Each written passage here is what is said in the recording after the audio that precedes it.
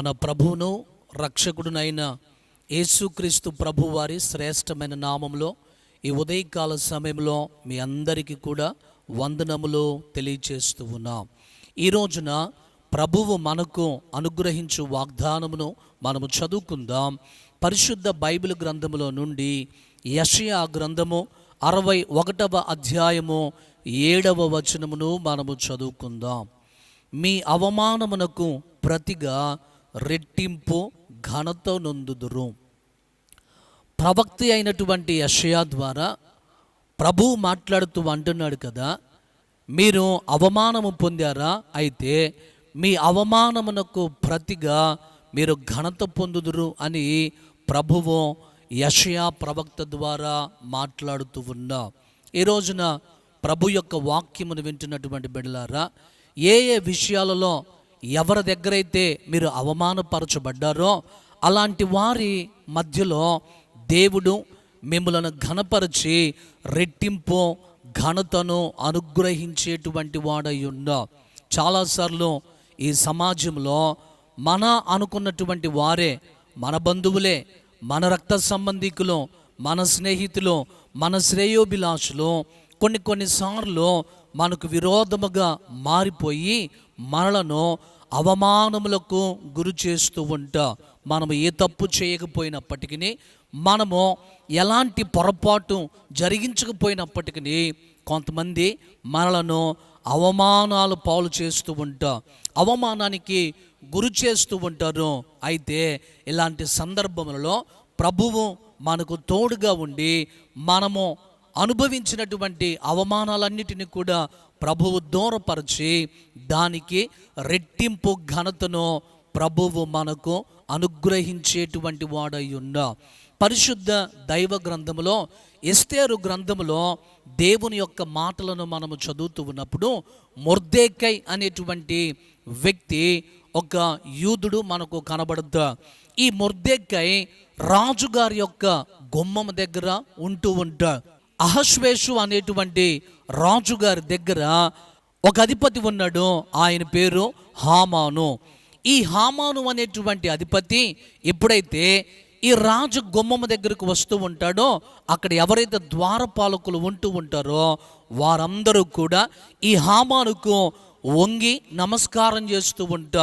వారు నమస్కారం చేస్తున్నారు, కానీ మొర్దెకై మాత్రం ఆ హామానుకి నమస్కరించట్లే. అక్కడున్న ద్వారపాలకులు అడిగారు కదా, ఎందుకని నీవు హామానుకి నమస్కరించట్లేదు, మేము చూడు అతనికి నమస్కరిస్తున్నాము అనగానే మొర్దెకై అన్నాడు, నేను యూదుడను కాబట్టి హామానుకు నేను నమస్కరించను అని అన్నా. ఆ విషయము హామానుకు తెలిసినప్పుడు హామాను మొర్దెకైకి కీడు చేయాలి అని, మొర్దెకైను చంపాలి అని, అంత మాత్రమే కాదు కానీ యూదా ప్రజలందరినీ కూడా చంపివేయాలని, హతమార్చాలి అని రాజుగారి దగ్గర ఒక చట్టాన్ని తయారు చేయించాడు. ఏంటి ఆ చట్టం అంటే, రాజుగారితో అన్నాడు కదా, అయ్యా అహష్వేషు రాజుగారు, ఈ రాజ్యంలో ఉన్న ప్రజలందరూ కూడా మీ మాటకు లోబడతారు, మీ ఆజ్ఞలు పాటిస్తారు, కానీ ఒక జనాంగము, యోధా అనేటువంటి జనాంగం ఉంది కదా, వారు మీ ఆజ్ఞలకు లోబడట్లేదు, మీ ఆజ్ఞలను ధిక్కరిస్తూ ఉన్నారు, కాబట్టి వారిని హతమార్చాలి అని రాజుగారి చేత ఒక చట్టాన్ని, ఒక శాసనాన్ని తయారు చేయించా. అయితే ఒక రోజున ఈ హామాను ఏం చేశాడంటే, యూదులను హతమార్చాలని ప్రణాళిక వేయటం మాత్రమే కాదు కానీ ఈ మొర్దెకైని ఉరి తీయించాలి అని 50 మూరల ఎత్తుగలిగినటువంటి ఒక ఉరి కొయ్యను తయారు చేయించిన తర్వాత హామాను ఎదురు చూస్తూ ఉన్నా. ఎప్పుడు మొర్దెకైని చంపటానికి ఆ 50 మూరల ఎత్తుగలిగినటువంటి ఉరి కొయ్య మీద ఉరి తీయించేటువంటి సమయం వస్తుందా అని చాలా ఆసక్తిగా ఎదురు చూస్తూ ఉన్నా. అయితే ఒక రోజున ఈ అహష్వేషు రాజుగారికి నిద్ర పట్టకపోతే ఆయన తన అంతఃపురములో నుంచి బయటకు వచ్చి అక్కడున్న సేవకులతో అన్నాడు కదా, మన రాజ్య సమాచార గ్రంథం ఒకటి ఉంది కదా, ఆ గ్రంథము తీసుకురండి అని అన్నప్పుడు ఆయన దగ్గరికి సమాచార గ్రంథం తీసుకొచ్చి చదువుతూ ఉన్నప్పుడు ఇప్పుడు రాజుగారికి ఒక మంచి విషయం తెలిసింది.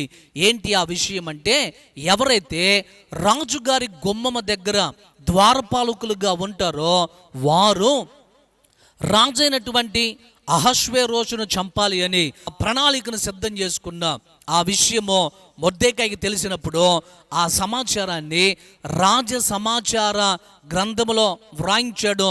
ఇలా ఈ వ్యక్తులు రాజుగారిని చంపాలి అని అనుకున్నారు అని మొర్దెకై ఆ సంగతిని ఆ సమాచార గ్రంథములో రాయించారు. ఇప్పుడు ఆ రాజుగారు ఆ మాటలు విన్నప్పుడు చాలా ఆశ్చర్యపడిపోయాడు. నా గుమ్మం దగ్గర ఉండేటువంటి ద్వారపాలకులు నా ప్రాణం తీయాలనుకున్నారా అని. ఇప్పుడు మొర్దెకై రాజు గుమ్మం దగ్గర కూర్చుని ఉన్నప్పుడు రాజుగారికి అతని మీద ఒక మంచి ఆలోచన, మంచి అభిప్రాయం కలిగింది. అతనిని ఘనపరచాలి అని రాజుగారికి ఇష్టమైపోయి ఇప్పుడు హామానుని పిలిచాడు.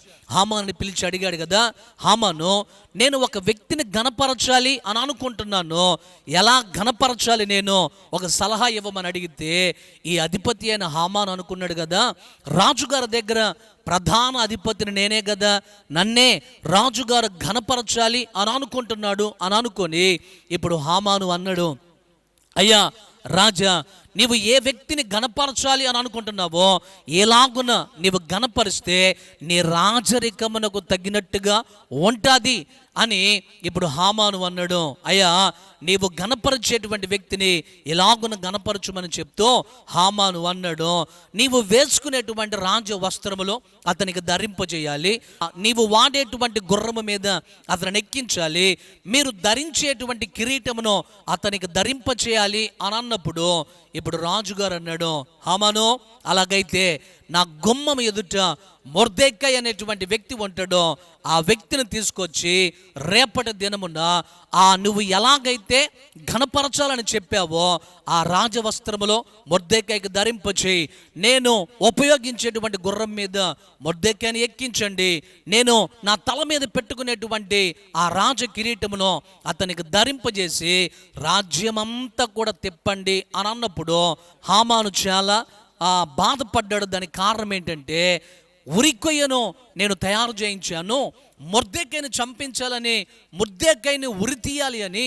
నేను ఉరికొయ్యను తయారు చేయించాను, అయితే నా చేతనే నా ద్వారానే అతనిని ఘనపరచమని రాజుగారు చెప్తున్నాడే అని అనుకున్నాడు.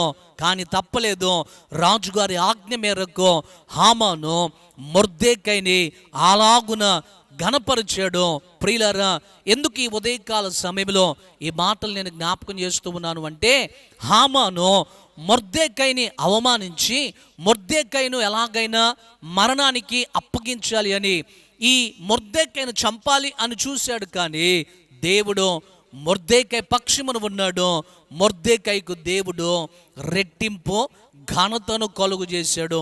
అలాగైతే ఈ రోజున దేవుని వాగ్దానమును వింటున్న దేవుని బిడ్డలారా, ప్రభువు నీవు ఎక్కడైతే అవమానపరచబడ్డావో, ఎక్కడైతే నీవు సిగ్గుతో తలదించుకున్నావో, లేనిపోని నిందలు వేసి నీ మీద పొరపాటుగా మాట్లాడి అవమానాలకు గురి చేశారో, అదే స్థలములో ప్రభువు నీకు రెట్టింపు ఘనతను కలుగు చేసి తన శ్రేష్టమైనటువంటి కృపచేత నింపుతాడు.